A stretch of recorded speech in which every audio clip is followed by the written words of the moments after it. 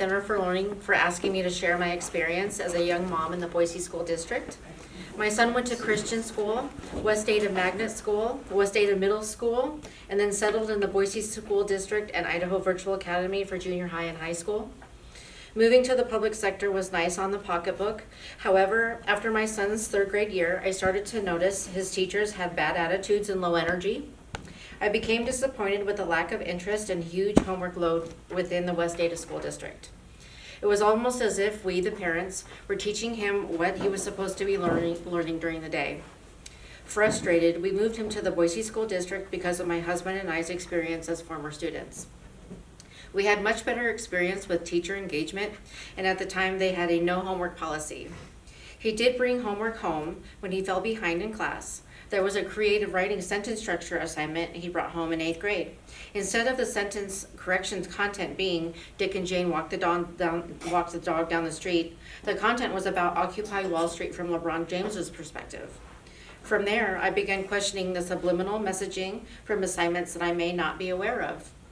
On top of that, I wondered about the videos he might be watching in class, guest speakers, and the teacher's personal opinions and politics. As I was following the story of the day and my old high school came up in the news, the Boise High Brave mascot was said to be racist and suppressive to American Indians. Being proud of my former school, I didn't understand what was so offensive. I decided to attend my very first Boise School District meeting. I brought my son along for the learning experience and was shocked. The sky is falling frenzy was not only in the media, but also in the school board room. Emotional Boise High students were crying and highly offended. For their case, they actually recruited an American Indian from Duck Valley to testify against the mascot, and they even had t-shirts printed. Ultimately, the school board sided with the hysterical Boise High students. I was so uncomfortable and disappointed, not only with the way the parents allowed their children to act in a formal setting, but also how the board members didn't acknowledge the history within the Boise community or extend acknowledgement to those that wanted to keep the mascot. The example of community leadership didn't appear to be present for the community, rather they caved to a hysterical few. The icing on the cake was my son's 10th grade English class. My son complained about this English teacher already, and I usually sided with the teacher. I actually liked her from the parent-teacher conferences I attended and felt my son maybe trying to get out of assignments. Up until he came home with a poetry writing assignment about our collective future. The content of the assignment was basically teaching my son the humanist worldview of the collective. The examples and instructions of the writing assignment talked about white guilt, loving everyone regarding sexual orientation, and immigration status. Basically asking the child to focus on everyone else and disregard their individual self. To make matters worse, the assignment praised Greta Thunberg, Emma Gonzalez, and Isra Hirsi. Out of all of the children in the world, the assignment writers chose them. What would happen if a child didn't think these kids were great? Would they be rejected from the collective? I had my son do research on the kids mentioned. He learned more about Greta Thunberg's wealthy theatrical family. Emma Gonzalez happened to be one of the gun control activists that came from Parkland High. And then Isra Hirsi promotes climate change activism and just so happens to be the daughter of the radical Congresswoman Ilhan Omar. As a new Christian, getting out of atheism, I could see it so clear. My son was being molded by an assignment of a worldview I just escaped from. Right then, I decided to remove my son from the Boise School District academic classes. During the research for online schools and ultimate acceptance, the lockdown happened. My son continued his frustration with his English teacher, and I finally got to see it firsthand. He had trouble signing into one of his assignment outlets.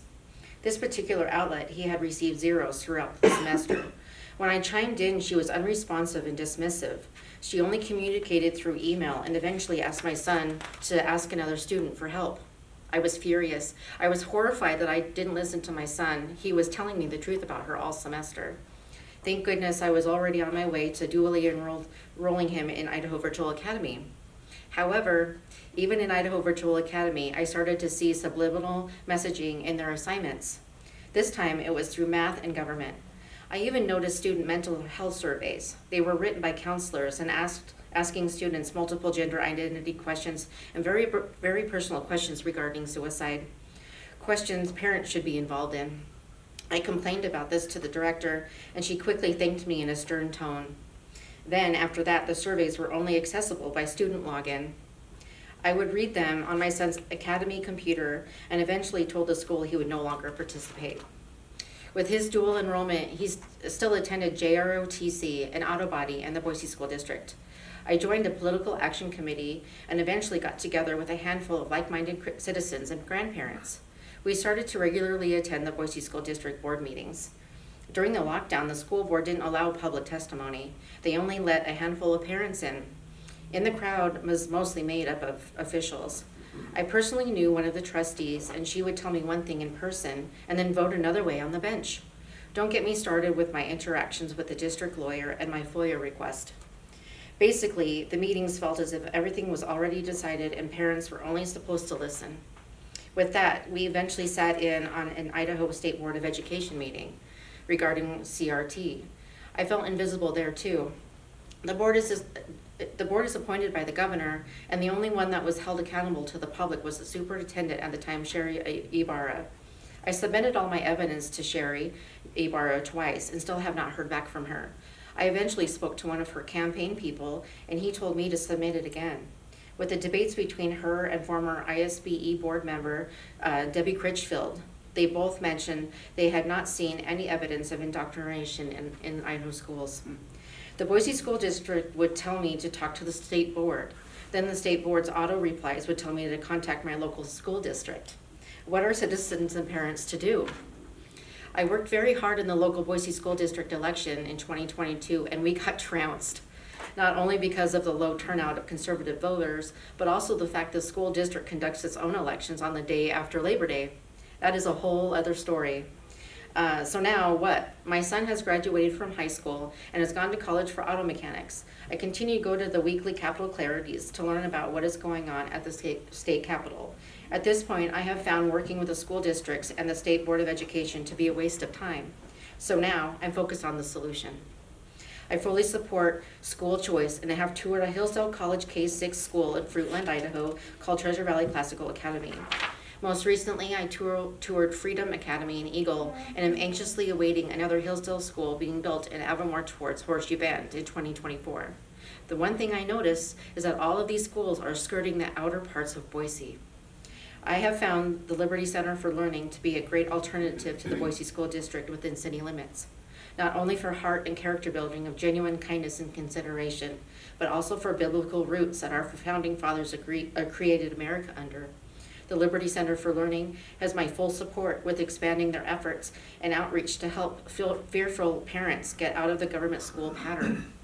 Liberty Center for Learning has the ability to help parents take that seemingly scary leap, and I will help every step of the way.